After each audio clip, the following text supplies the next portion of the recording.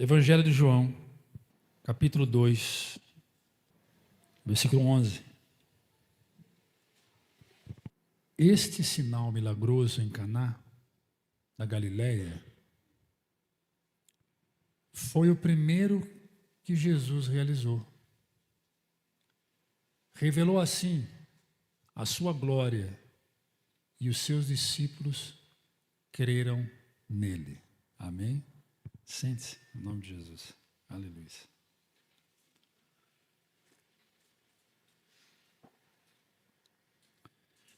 Quarta-feira passada, eu ministrei Mateus 15, 31, falando sobre milagres que conduzem à adoração. Hoje eu quero falar sobre milagres que geram glórias a Deus e despertam a oposição do inimigo. Milagres que geram glórias a Deus e desperta a oposição do inimigo. A mensagem é puramente bíblica, não tem nada mais que isso. É o que você precisa. Compreender a Bíblia, sair daqui e tentar vivê-la. Você pode experimentar, ter as melhores experiências sobrenaturais da sua vida. E isso não passar apenas experiências que marcaram sua vida, mas não mudaram sua vida. Experiências marcam nossas vidas, mas não muda. O que muda é relacionamento. O que muda é você ter uma vida de intimidade. Então existem muitas coisas boas que marcaram nossa vida, mas que ficaram no passado. Naquele momento foi importante, marcou, você carrega na memória a experiência. Se aquela experiência não for revivida, então deixou de ser relacionamento, se tornou só experiência. Então, o que você precisa? De experiência ou de relacionamento? Você precisa de relacionamento. Relacionamento. Então, se relacionar com a palavra é bom porque você entende bem a quem você serve e segue em frente a sua vida, com a sua família, com seus filhos. Segue sem depender de homens, sem depender, ser escravo de vontade humana. E Deus vai te honrando. Então, quarta-feira passada eu falei sobre milagres que conduzem à adoração e hoje eu quero falar sobre milagres que geram glória a Deus e despertam a oposição do inimigo. O texto que lemos é o primeiro milagre de Jesus Cristo. O primeiro milagre de Jesus. 30 anos de idade, ele inicia o seu ministério. Ele é convidado para uma festa. Jesus era festeiro. Ao contrário do que muitas pessoas acham, Jesus não é aquele estereótipo de um cara serião, né? Sabe aqueles diáconos da Assembleia de Deus fechado? Sabe, já viu? Eu, quando era moleque, eu congregava na Assembleia de Deus, tinha uns diáconos, assim, aquelas caras fechadas. Tinha medo de alguns diáconos. Tinha uns biteiros ficar na porta, vai sentar, menino, né? E eu me questionava, perguntava, será que Jesus é assim, igual esses diáconos? Não só na Assembleia de Deus, em vários lugares tem, né? Aquelas pessoas sérias. Jesus não era assim.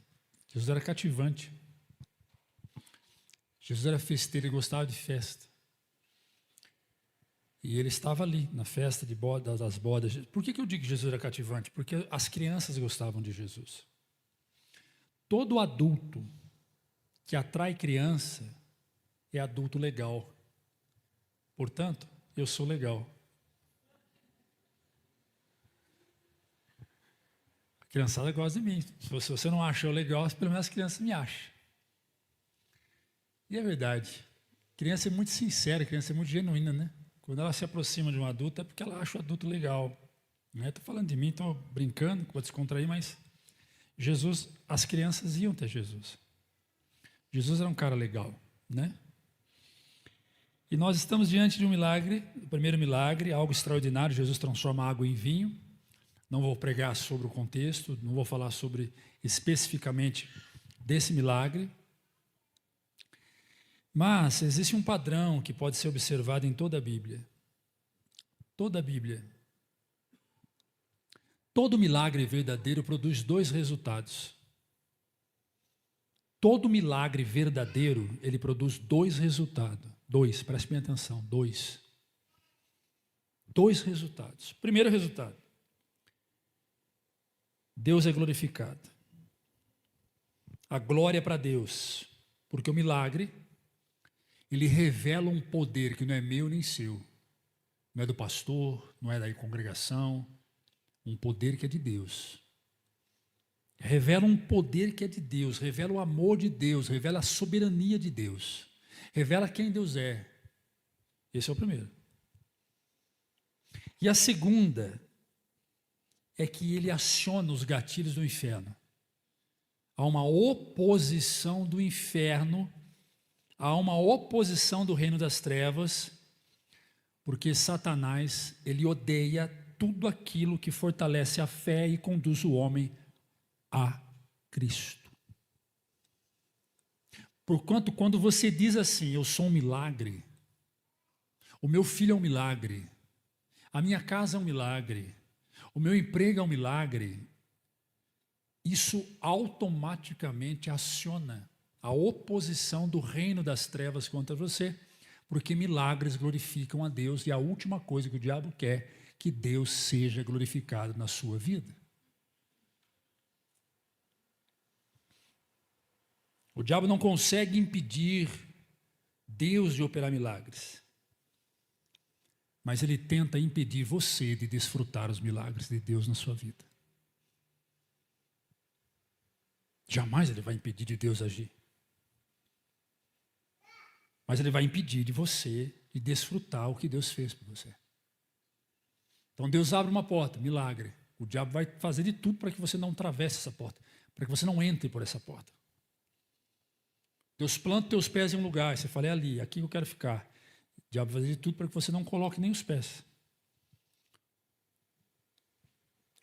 Deus te dá um bem, Deus te dá alguma coisa acontece, o diabo vai fazer de tudo porque você não desfruta daquilo.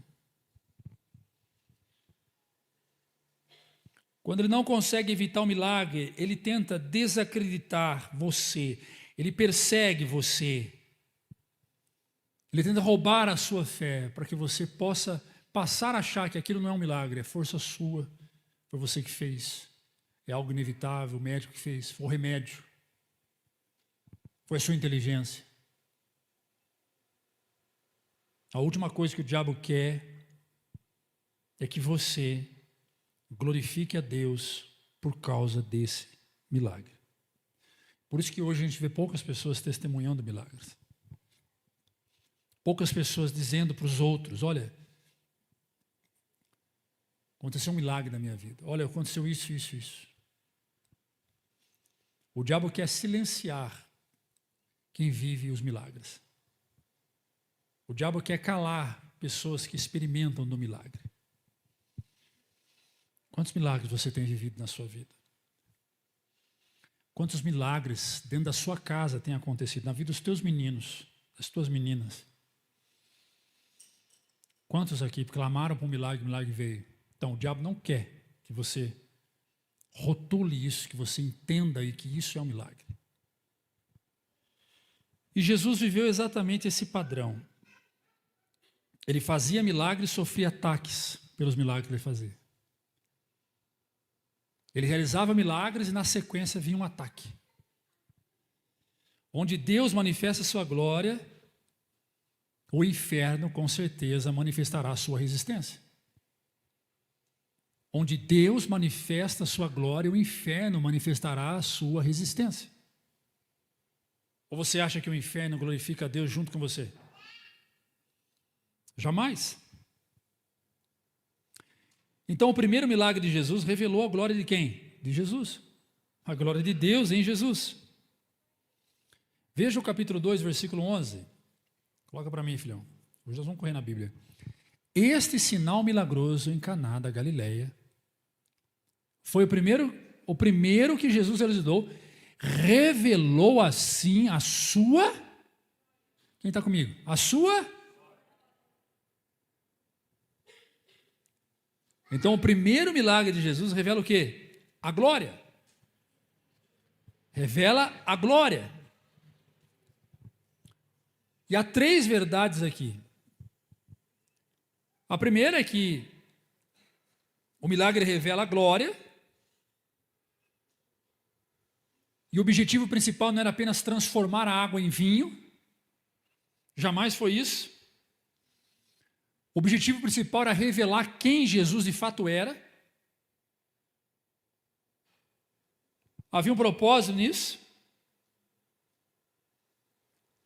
E o milagre visível para todos naquela festa que tiveram a alegria de tomar uma água, transformar um vinho que outrora era água. Jesus fez esse milagre para que todos enxergassem e observassem a natureza divina dele. O Jesus homem revela uma natureza espiritual, a natureza divina. Portanto, milagre é visível. Milagre é tangível. Milagre é concreto. Milagre não é subjetivo. Milagre não é filosófico. Milagre não é ideológico. Milagre é real. Nós vivemos, experimentamos, tocamos, absorvemos, compartilhamos milagres. E Jesus deu prova disso. Ele deu prova disso. Para quê? Para que a glória de Deus se manifestasse no milagre. E é muito interessante porque, pode tirar o texto, filho, é muito interessante porque quando Jesus subia ao templo, eles encontraram um jovem cego, coxo ali sentado na porta do templo. E os discípulos perguntaram para Jesus, quem pecou? Porque havia uma tradição naquele tempo de maldição hereditária. E essa tradição vinha lá, bem lá atrás. Tanto é que o profeta Ezequiel,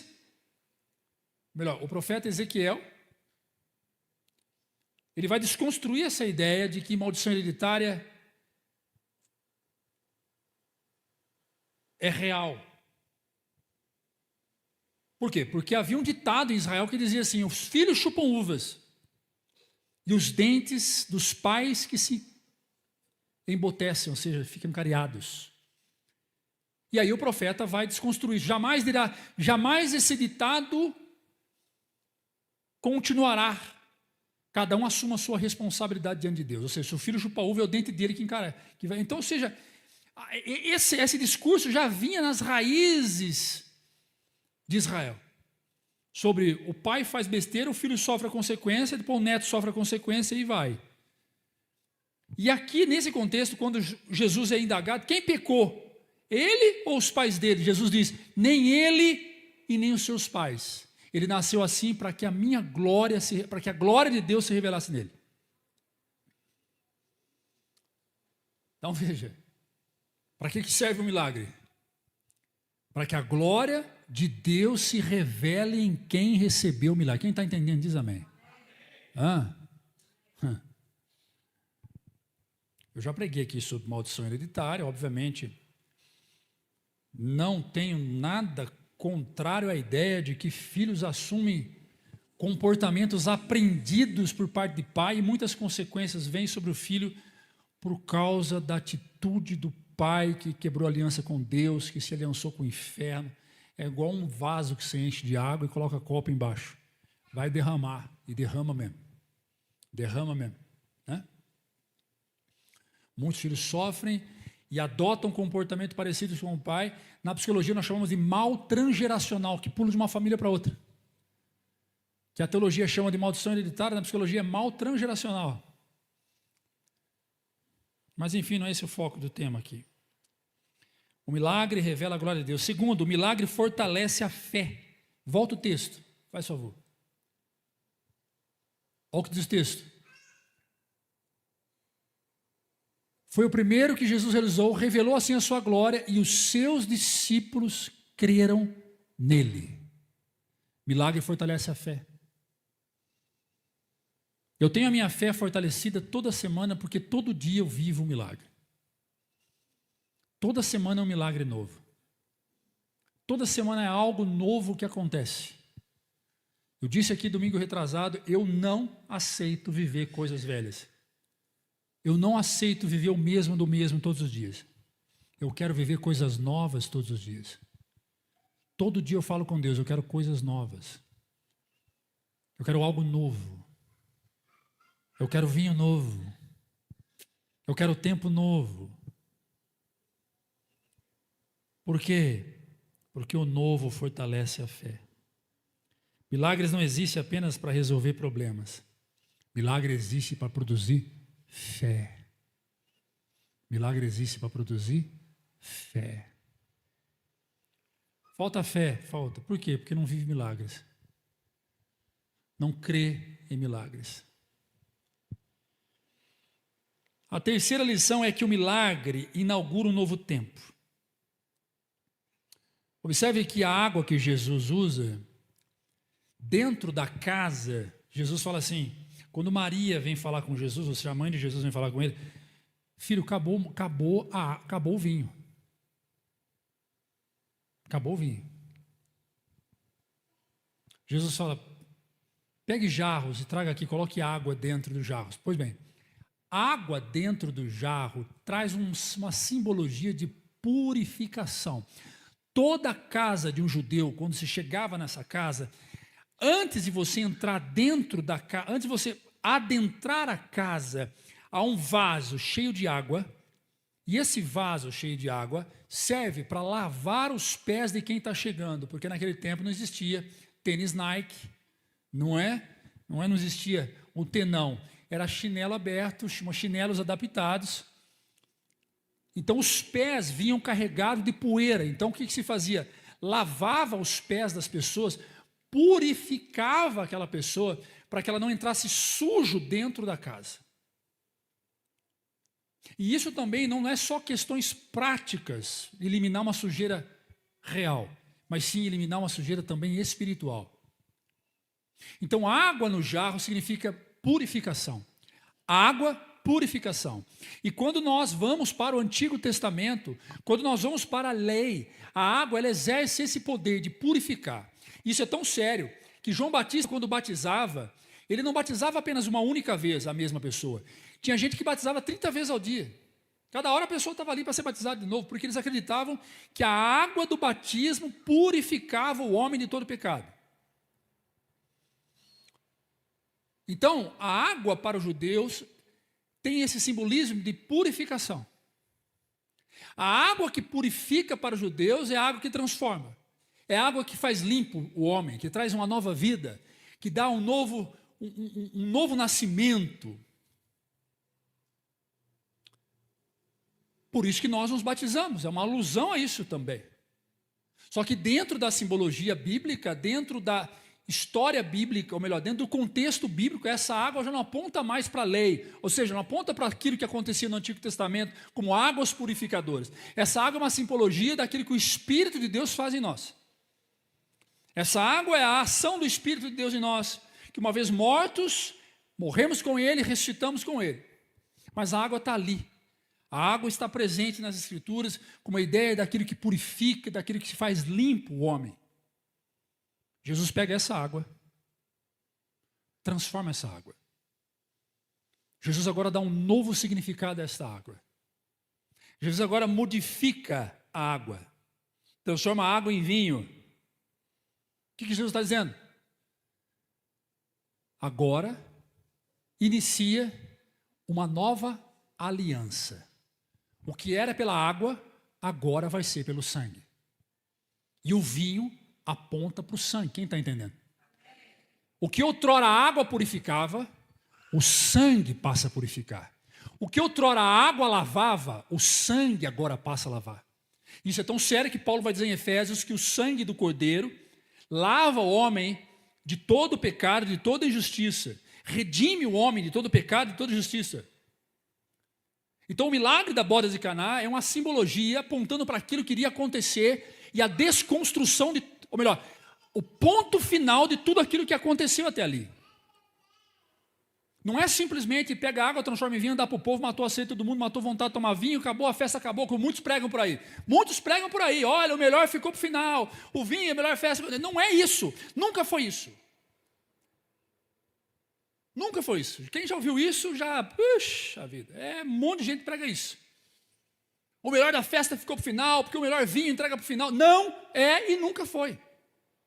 O milagre da bodas de Caná foi o início do novo tempo, o início da nova aliança. A água que purificava agora foi transformada pelo sangue que purifica.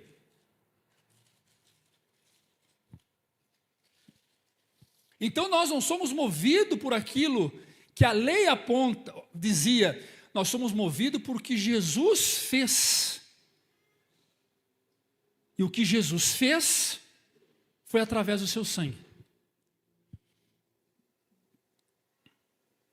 Cristo começa uma nova aliança, marcada pela graça, marcada pela abundância, marcada pela alegria, marcada pela restauração, marcada pelo recomeço, marcado em um novo tempo. Então o milagre nunca termina na solução de um problema. Ao contrário do que todo mundo pensa. Milagre nunca termina na solução de um problema. Por que que muitas pessoas experimentam milagres e não voltam mais? Testemunha do milagre, mas não volta mais. Vive o milagre, mas não volta mais. Não está ali para ser, porque eles acreditam que o problema foi resolvido. Queridos, uma vez que o problema foi resolvido, você precisa tocar nele de novo, você precisa voltar nele de novo. O que você faz? Você segue a sua vida. Você segue em frente. Milagres não terminam na solução do problema. Milagres apontam para a glória de Deus. É aí que começa a manifestação do reino de Deus na sua vida. Tudo começa depois do milagre. Então, o dia que você entregou sua vida para Jesus é um milagre, começou dali. O dia que você foi curado é um milagre, começou dali. A porta que se abriu, mais um milagre, começou dali. Por isso que de dia em dia é um milagre novo. E de dia em dia é um recomeço. Por isso que Jeremias vai dizer, a causa de não sermos consumidos é que a cada manhã as misericórdias do Senhor se renovam sobre a minha vida. O que ele está querendo dizer? A cada manhã é um milagre novo. É um vinho novo. Quem entendeu diz amém. Às vezes eu tenho a impressão que vocês não estão entendendo. Eu estou olhando para o rostinho de vocês estão meio assim, ó. Está entendendo, irmãos? Amém?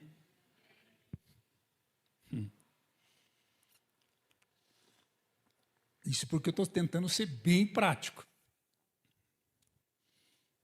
Então, o primeiro milagre de Jesus revela a glória de Deus. Todo milagre em nossa vida revela a glória.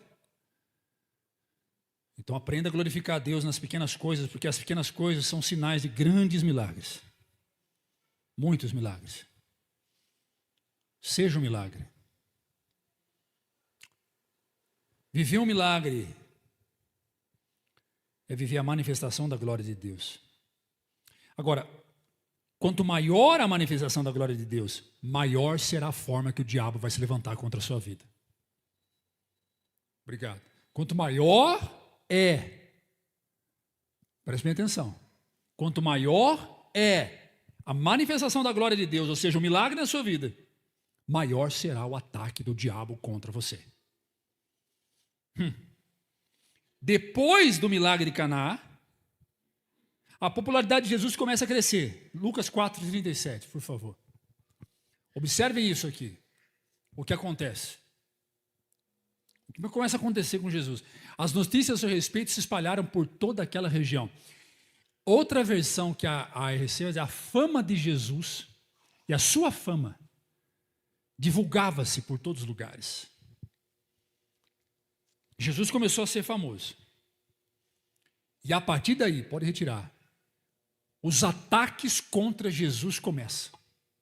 A partir daí, os ataques começam. Satanás percebeu que as pessoas estavam crendo em Jesus.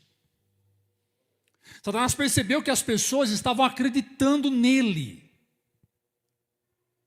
E milagre só acontece em quem crê. Milagre não acontece em quem não crê. Milagre acontece em quem crê. Nunca vivi um milagre na minha vida, porque não crê. Satanás percebeu que as pessoas estavam crendo, então isso inicia uma guerra contra o ministério de Jesus Cristo. Então essa é uma resposta muito lógica para quem constantemente vive em guerra. Para quem constantemente passa por lutas. Você não quer viver mais em lutas, não quer viver mais em guerra? Então fala o seguinte, o conselho é esse aqui, renuncie a sua fé em Jesus Cristo. Renuncia completamente a sua fé em Jesus Cristo, que você não vai passar por lutas. Porque você pode ter todo o dinheiro do mundo, então significa que na sua vida financeira você não vai ter lutas. Então financeiramente você não vai ter problema. Então você quer viajar, você tem dinheiro, você que sua mulher pedir um carro, você dá um carro, seu marido pedir um carro, você dá um carro, teu filho quer escola particular, você põe, Natal você viaja lá para o Polo Norte, você faz, o dinheiro você tem. O diabo sabe disso. Ele fala, para que eu vou atacar essa área? Não tem para quê. Aí ele vai olhar outras áreas da sua vida, ele vai olhar a saúde, vai olhar a relação com o seu marido, vai olhar a relação com a sua família.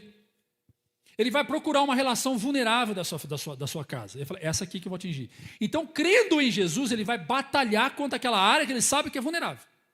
Porque é a única área que não tá muito bem desenvolvida. Então, qual é o segredo? Crer em Jesus. É fortalecer todas as áreas da nossa vida. É fortalecer todas as relações. Mas ele vai procurar uma brecha para tentar te enfraquecer. Vida financeira é um milagre.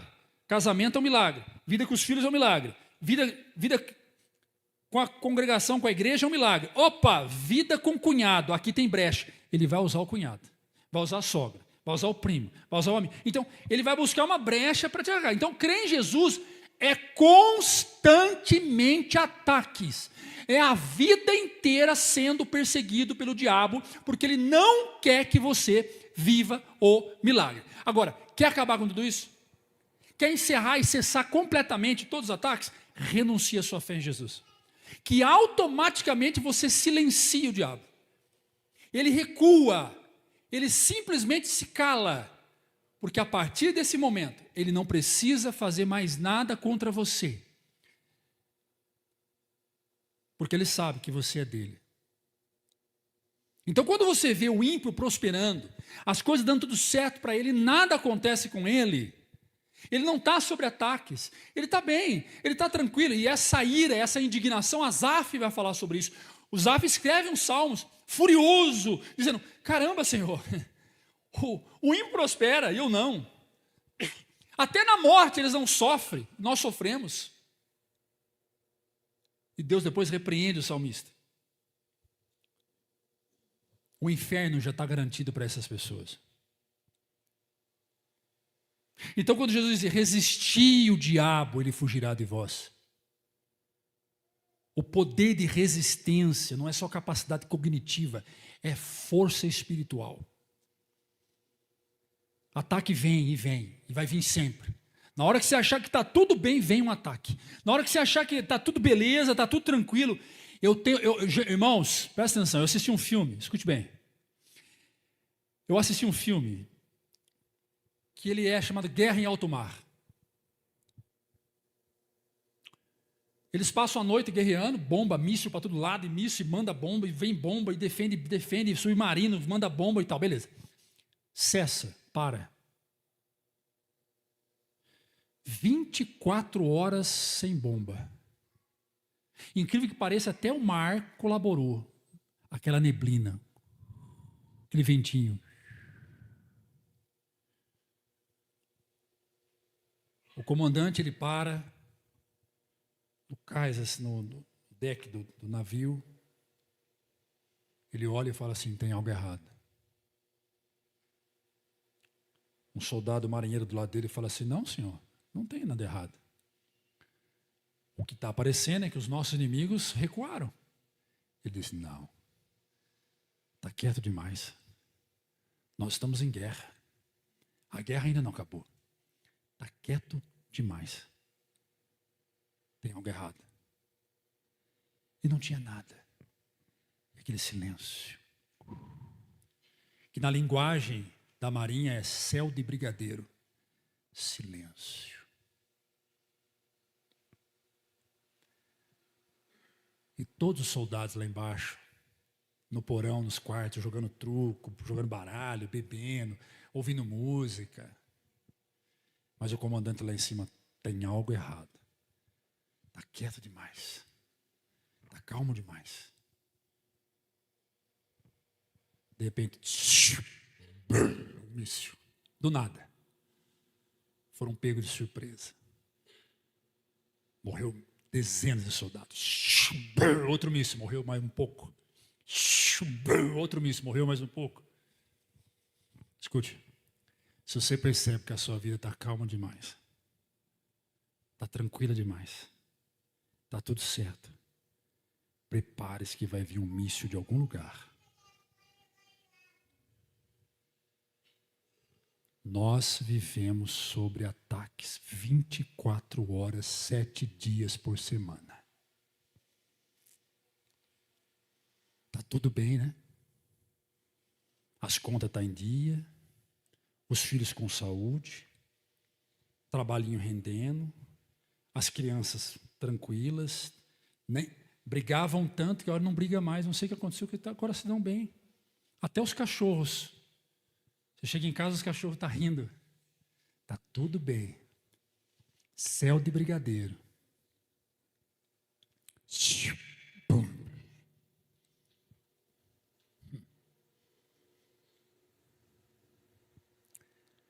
Quando Jesus diz, resisti o diabo e ele fugirá de vós.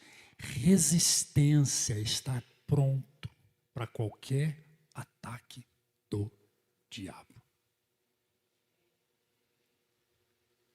Resistência é orar, ter uma vida de devocional. Vida de devocional. O que significa vida de devocional? Devocional é diário, vida diária com Deus.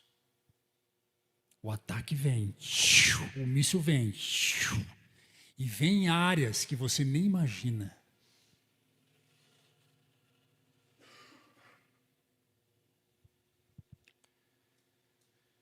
Inicia-se a guerra contra Jesus. E o primeiro ataque contra Jesus, a autoridade dele é questionada. João 2:18. Agora, meu filho, entrou na chuva para se molhar. Jesus falou, agora não tem mais brincadeira não. Agora não tem como correr. Agora o pau vai moer. E vai mesmo. E ele sabia. Responderam para os judeus e disseram, que sinal nos mostra para fazer essas coisas?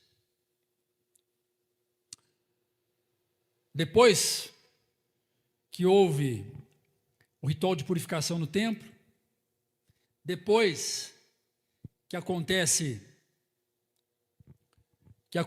um milagre, Jesus é questionado. Jesus ele é questionado. Obviamente ele entra no templo, tem gente vendendo no templo, tem gente fazendo um monte de coisa. Jesus sai dando chicotada em todo mundo, chutando mesa, virando, falou, vocês não têm condições, estão transformando o templo em lugar de mercado, o que é isso? Né? E Jesus então agora vai trabalhar a questão do zelo, né? E Jesus ele é questionado no versículo 18, porque ele se revela a glória de Deus. E Jesus começa a falar. E aí os líderes religiosos dizem, nos dê prova para nós, que você é quem você está falando. E olha o que ele diz no versículo 19, para piorar um pouco. Jesus respondeu, derribai, coloca ele veio. Obrigado, filho. Jesus respondeu: destruam esse templo e eu levantarei em 3 dias. Aí piorou mais ainda. Aí que os caras ficaram loucos, porque ele entra no templo, na autoridade de Deus, no poder de Deus, cheio da autoridade, chutando as mesas, colocando um monte de religioso para fora. E os caras vêm e dizem assim: ah, você é o cara mesmo, né? Você é quem você está dizendo? Então prova para nós que você é quem você está dizendo. Mostra para nós. Em outras palavras, eles queriam desacreditar de Jesus perto de todo mundo ali, dizendo: ah, isso aí é só um revoltado com a vida. Isso aí é só um falastrão.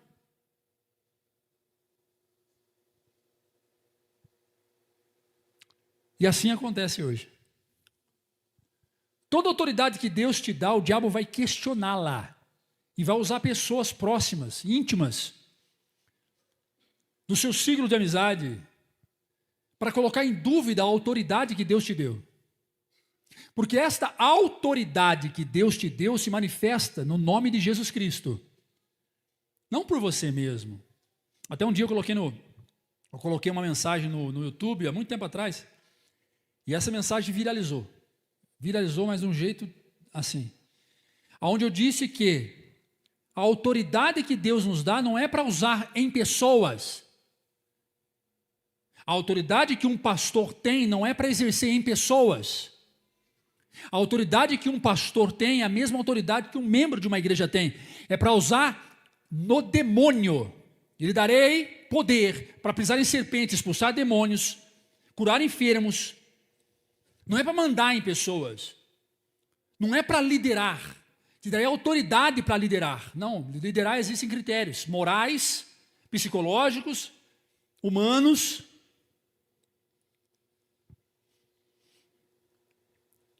Deus te deu autoridade. Autoridade sobre o enfermo.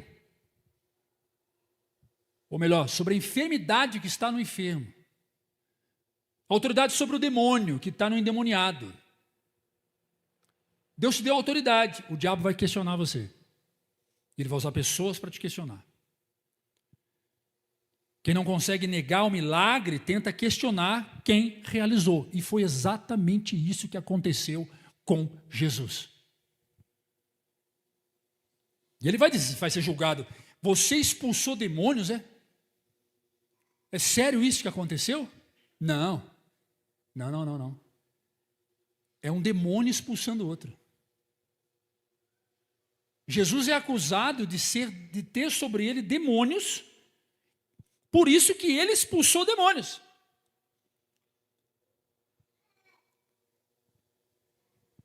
Você vai ser sempre questionado pelo diabo e por aqueles que são usados pelo diabo, com base na autoridade que Deus te deu, no talento que Deus te deu, na ousadia que Deus te deu, no dom que Deus te deu, no amor que Deus te deu, na graça que Deus te deu, no perdão que Deus te deu, na prosperidade que Deus te deu. Então, por exemplo, Deus está te prosperando.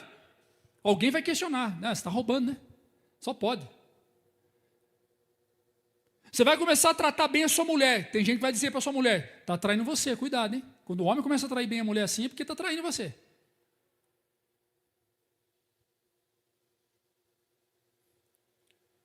A igreja começa a crescer, vão dizer: está vendo? Deve estar ensinando coisas lá, deve fazendo campanha, e vai começar a jogar coisa para dizer: não, está vendo? É tudo gente de outra igreja, está dividindo a igreja dos outros, está trazendo gente para cá. O diabo vai questionar quem realizou algo sobre você e o que está acontecendo com você. Fizeram isso com Jesus, e não é contrário a nós. Segundo ataque, tentar destruir sua reputação. Primeiro, questiona a sua autoridade. Segundo, tenta destruir sua reputação. Capítulo 5, versículo 16 de João.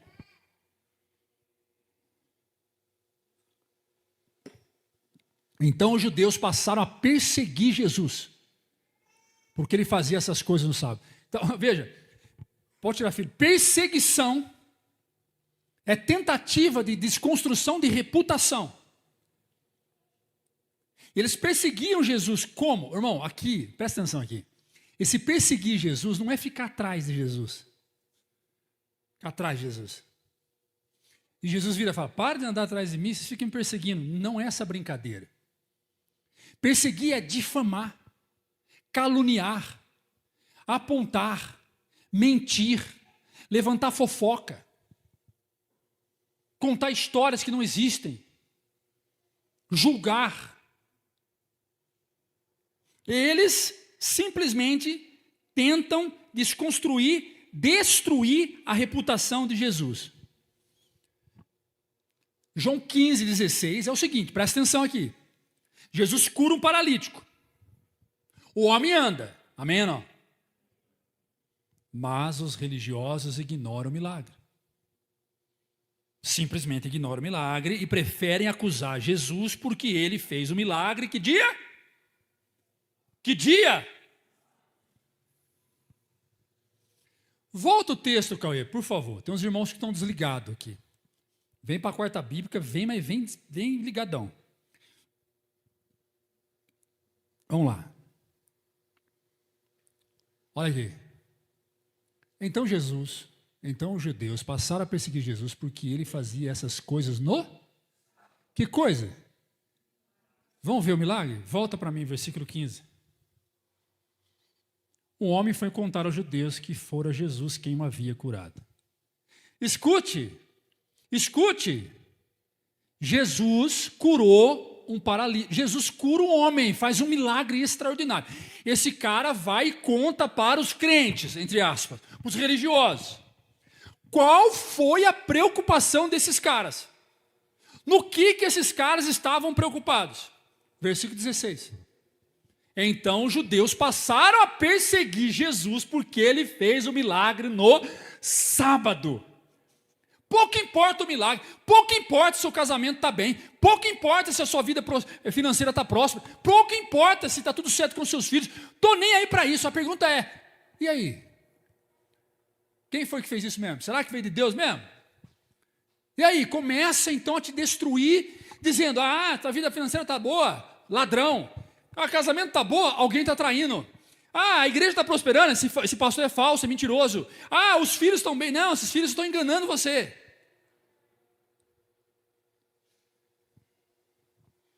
O inimigo sempre tenta mudar o foco. Ele quer que as pessoas discutem detalhes e esqueçam o poder de Deus. O inimigo sempre tenta mudar o foco. E sempre vai tentar mudar o foco. Sempre. Por isso eu digo a você, tome cuidado com quem você conta os milagres que Deus faz na sua vida. Tem gente que não está preparado para ouvir esse assunto, não. Tem gente que não está preparado para sentar na mesa e ouvir essas coisas. Tome cuidado. Deus abriu uma porta, já sai contando para os outros. Isso vale para os meninos aqui também, para os jovens.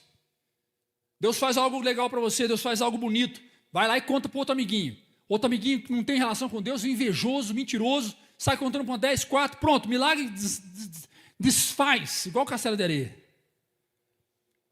Irmãos, tome cuidado que você conta as coisas.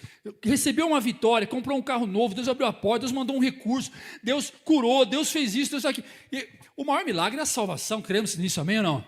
Mas enfim, Deus opera milagre, Deus faz milagre. Tome cuidado para quem você conta. Tem gente que não está preparado para lidar com a sua alegria, tem gente que não está preparado para lidar com o seu sucesso, tem gente que não quer saber da glória de Deus na sua vida. Não quer. E vai tentar mudar o foco.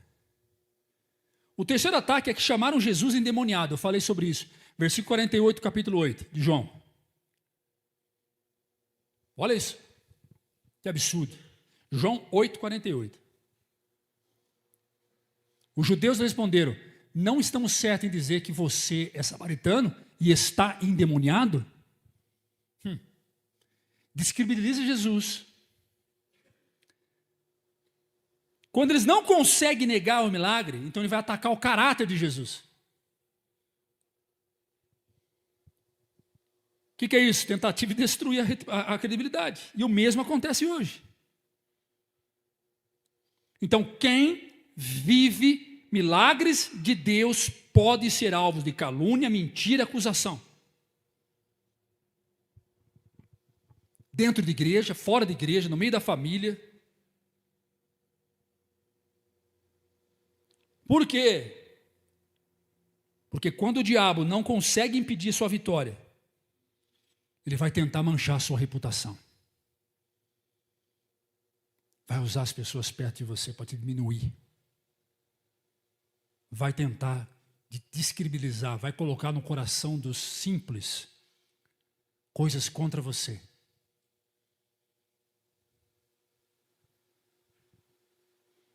Ele ataca. Ele não quer ver você viver o milagre. Não quer. O quarto ataque é que eles decidiram matar Jesus. Então vamos lá. Vamos tentar questionar a autoridade. Não teve efeito. Atacaram. Não conseguiram.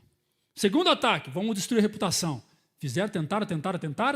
Não conseguiu. Jesus conseguiu, a fama de Jesus continuou crescendo. Terceiro ataque, chamaram Jesus endemoniado. Não, ele é endemoniado. Se cura pessoas, então, realmente, vamos admitir, né, galera? Vamos, né? Realmente os milagres acontecem. É muita gente sendo curada, é cego vendo, coxo andando. Então tá. Demônio. Ele é endemoniado. Demônio também faz isso. Olha que nível. E o quarto ataque. Então é o seguinte, já que a gente não consegue derrubar mesmo, descredibilizar, diminuir a autoridade, vão matar? Vamos. O quarto ataque é o mais feroz. Vão matar.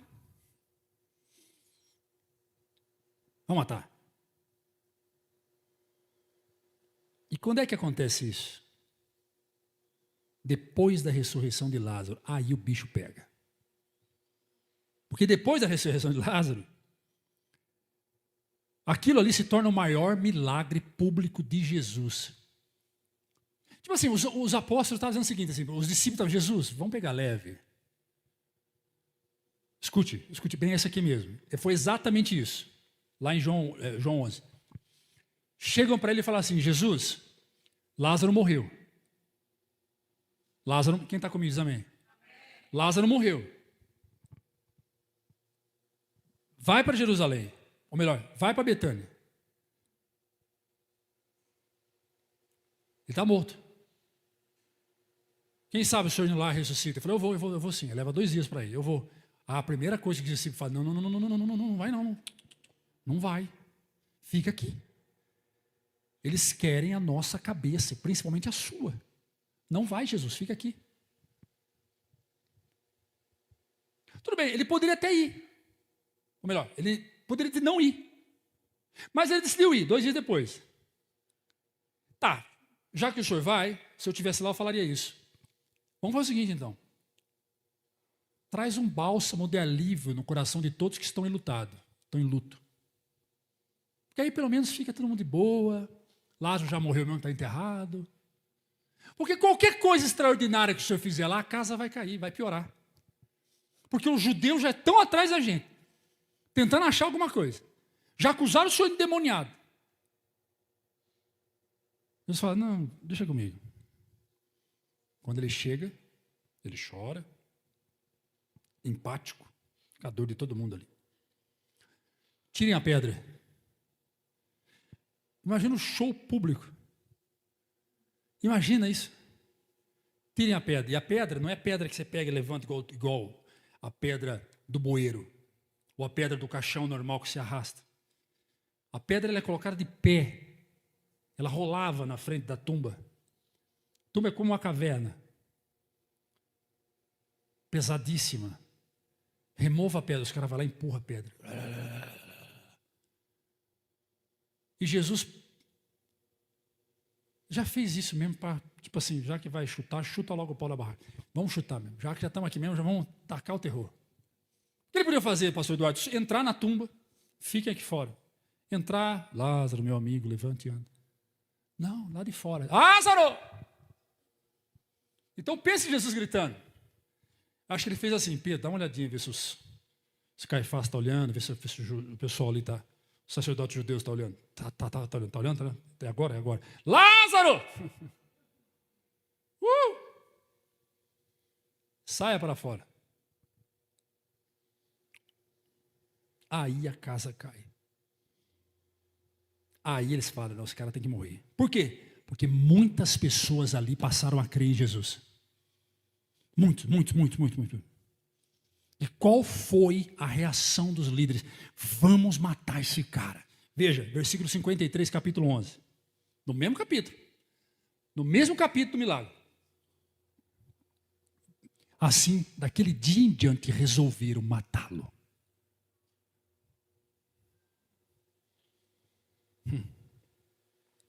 Quanto maior o milagre, maior é a oposição do diabo.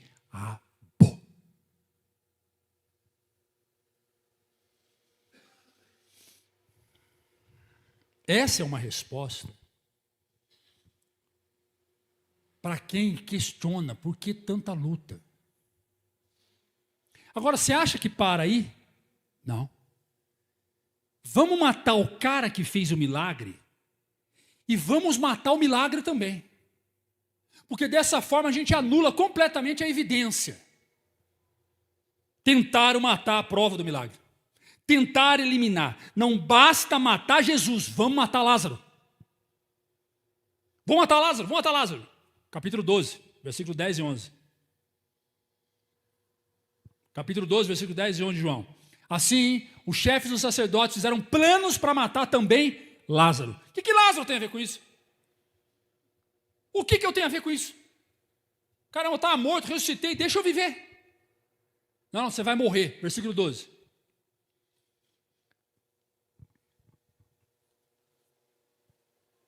É o 10 ou 11, né? Desculpa. É o 10, joga para o 10.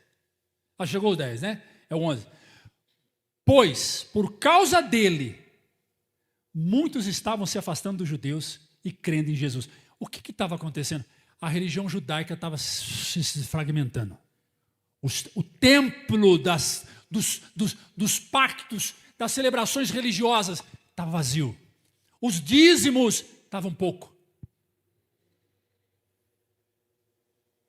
A exploração estava acabando. O povo já não queria mais ir para a sinagoga, ouvir aqueles religiosos recitando, repetindo a Torá, a lei. Eles queriam seguir Jesus.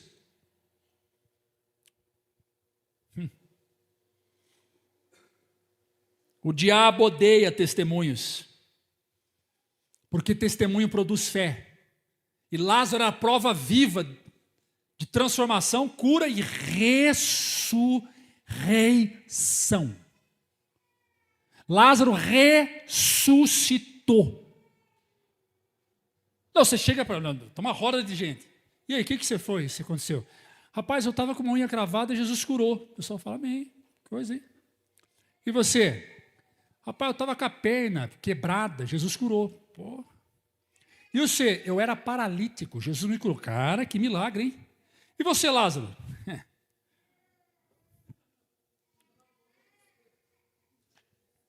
Estava morto. Ressuscitei. Você quer um testemunho maior que esse? Quem você era? Era perdido. E agora? Fui achado. Como é que estava o seu casamento? Destruído. E agora? Restaurado.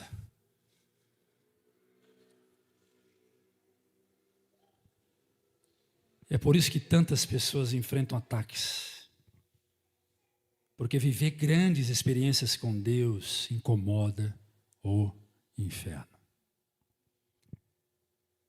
E o padrão continua. Você lê rapidinho, você não precisa colocar os textos não, tá? Vamos lá. Israel saiu do Egito, Êxodo 14. Logo após o grande livramento, o que acontece? Faraó persegue Israel. Elias derrotou os profetas de Baal em 1 Reis 18. Logo depois, Jezabel persegue Elias. Daniel foi exaltado, colocado o quê? A ponto de ser príncipe, exaltado diante de todo mundo, diante da nação toda babilônica. Depois que ele foi promovido, Daniel 6. agora foi lançado nas covas dos leões. A igreja primitiva, um coxo foi curado em Atos capítulo 3. Resultado, Pedro e João, que curou o coxo, foram jogados na prisão. Paulo faz milagres extraordinários em Atos 19, versículo 11 ao 12. Resultado, sofre uma grande perseguição em Éfeso. Eu posso continuar, eu vou até 6 da manhã aqui. Que depois de todo milagre vem retaliação. Depois de todo milagre vem perseguição.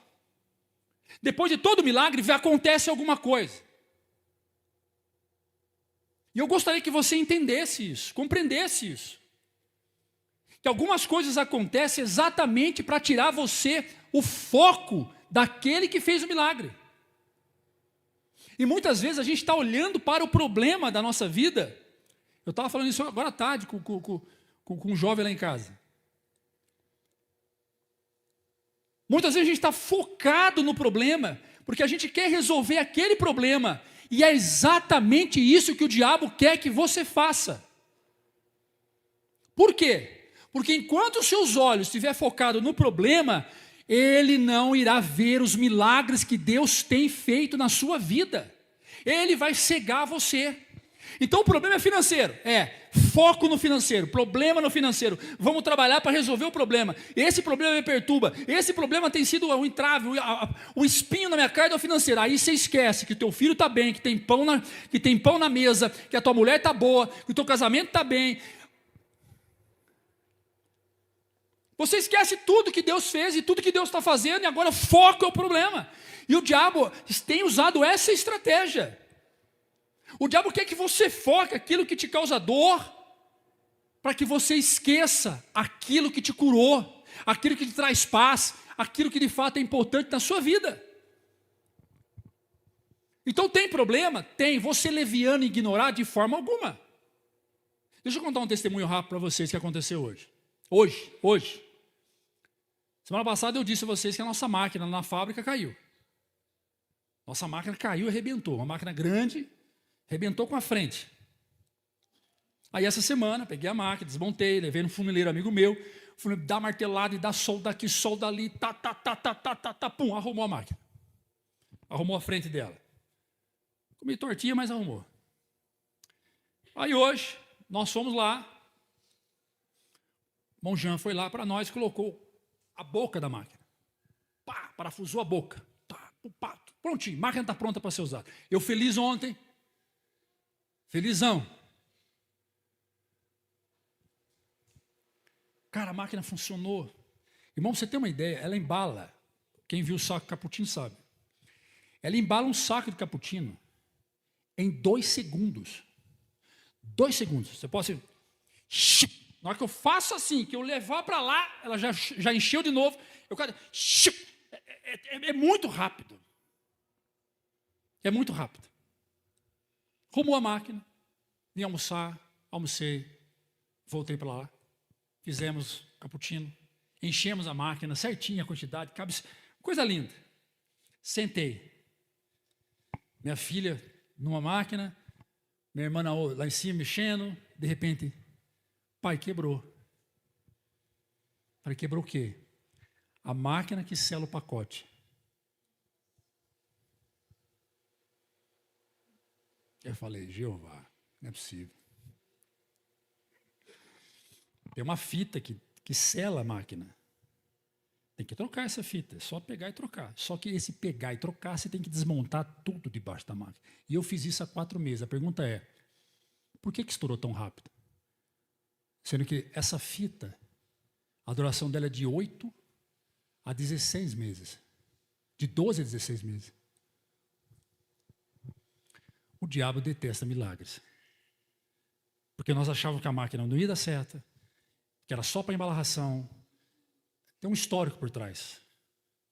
O diabo se revoltou com a minha alegria, que eu estava muito feliz. Mandei um áudio para o Jean. Jean, você viu o áudio? A máquina deu certo. Falei com o pastor Eduardo. Pastor Eduardo, a máquina deu certo. Falei com a minha esposa. A máquina deu certo. Que glória a Deus. O diabo falou, opa, estou sabendo também. É isso que você está feliz? A máquina quebrou. E hoje foi um dia típico, por quê? Porque eu acordei triste, chorei de noite. Todo mundo sabe que eu sou apaixonado por animais, desde menino, desde moleque. Eu e minha família, meu irmão, minha mãe sempre deu para nós cachorro, meu pai, a gente sempre brincou com cachorro, a gente sempre teve animais. E ontem foi um dia muito atribulado, um dia muito complicado ontem. A minha gatinha simplesmente desapareceu. Ela simplesmente desapareceu. Ela nunca foi para a rua, ela decidiu aventurar e não voltou mais. Ah, vai voltar, não sei o quê. Irmãos, é só um milagre, porque é filhote. É uma gatinha que está com 9 meses, ainda é filhote. E eu peguei amor na gatinha. Peguei um carinho muito grande na gatinha. E eu dei nome para a gatinha. Ninguém queria gatinha. Eu peguei a gatinha, levei para dentro e todo mundo gostou da gatinha. Para você ter uma ideia, toda manhã, ela miava para eu poder pôr ração para ela comer. Ela só comia comigo do lado, fazendo carinho. E na hora que eu parava de fazer carinho, ela levantava para mim, tipo assim, você não vai fazer mais carinho? Se não fizer, eu não vou comer. Ela fugiu.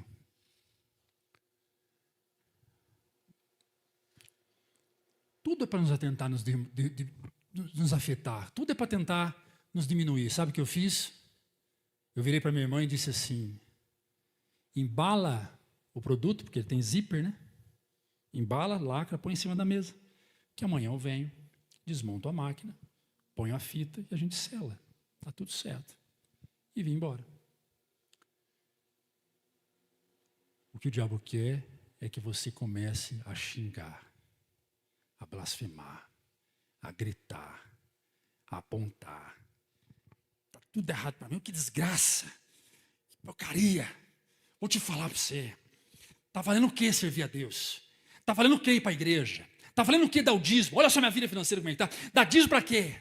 Não. Porque Ele quer tirar de você a glória de Deus.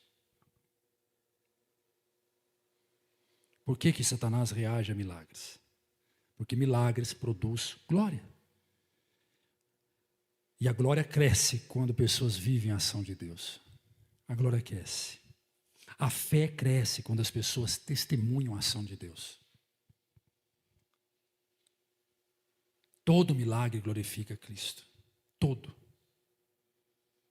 Todo. Vai lá em João 11:4. Tenho 5 minutos, 4 minutos. João 11:4. E ao ouvir isso, Jesus disse, essa doença não acabará em morte. Ela é para a glória de Deus, para que o Filho de Deus seja glorificado por meio dela. Ontem a máquina funcionou brilhantemente, hoje ela funcionou para a glória de Deus. Ela quebrou a outra máquina, glória a Deus. Meu gatinho fugiu, glória a Deus. Se tiver que voltar, volta. Se não voltar, que Deus ache alguém que adote o gatinho. Os gatos são malandros, dão um jeito. Segue a vida, gato é ligeiro, creio eu. Que Deus cuide do meu gatinho. Deus cuide das árvores do campo, Deus cuide dos animais. Glória a Deus. O inferno não teme o discurso religioso. O inferno teme uma vida transformada pelo poder de Deus, alguém que vive o milagre todos os dias. E Ele não quer que você glorifique a Deus. Ele quer que você resmungue, reclame. Ele não quer que você viva o milagre, Ele quer que você seja contra milagres. Então que essa palavra seja para você um norte, um direcionamento. Viver um milagre, glorifique a Deus, ore mais. Tudo que acontecer de bom na sua vida ou de ruim, entregue para o Senhor, glorifique a Deus, porque o diabo vai tentar tirar algum aproveito disso. E a forma do diabo aproveitar é fazer da sua vida um inferno.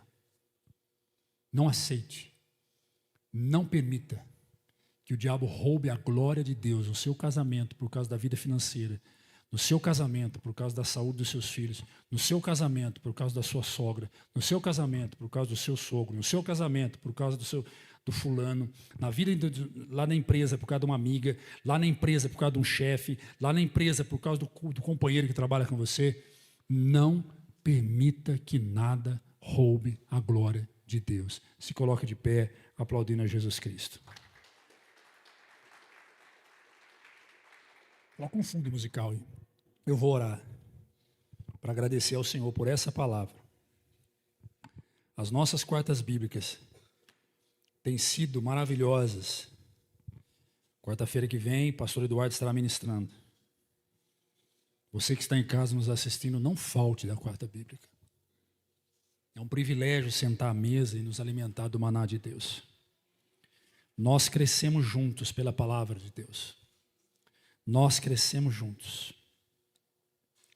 Pai, nós te agradecemos, porque o Senhor tem nos fortalecido para resistir os ataques do diabo. O Senhor tem nos fortalecido para resistir toda a ofensa. O diabo quer anular a glória do Senhor nas nossas vidas. O diabo quer anular que somos um milagre. O diabo não quer aceitar isso. Ele não aceita isso. Ele se revolta. Somos um milagre. Vivemos um milagre.